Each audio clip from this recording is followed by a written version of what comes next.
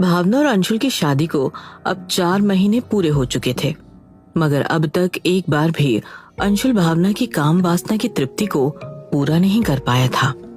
और भावना को इस बात का मलाल हद से ज्यादा था। जैसे जैसे वक्त बीतता जा रहा था, भावना और अंशुल का रिश्ता भी कमजोर पड़ता जा रहा था।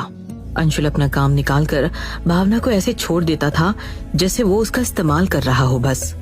भावना को अब ये बातें बहुत ज्यादा खलने लगी थी और इसी के साथ साथ उसकी काम वासना की आग भी बढ़ती ही जा रही थी। अब मुझे किसी ऐसे शख्स को तलाशना चाहिए जो मेरी इस काम वासना की आग को पूरी तरह से मिटाकर मुझे संतुष्ट कर सके। किसी ने उसके दरवाजे पर दस्तक दी। दरवाजे पर हर्ष को देखते ही भावना की निगाहें कुछ देर फिर से उस पर अटक गई। भाभी जी, कुछ काम था क्या? वो ना दरअसल मेरे बाथरूम में पानी नहीं आ रहा है, तो मुझे कुछ देर के लिए आपका बाथरूम यूज करना था। भावना ने हर्ष को बाथरूम दिखा दिया। ये बहुत सही मौका मिला है तुझे भावना, और हर्ष इसके लिए तुझे कभी मना भी नहीं करेगा और किसी से कहेगा भी नहीं।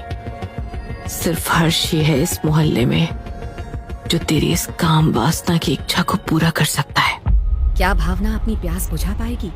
क्या थे भावना के इरादे हर्ष को लेके? जानने के लिए सुनिए नई पड़ोसन, काम वासना और मर्डर सस्पेंस की अनोखी कहानी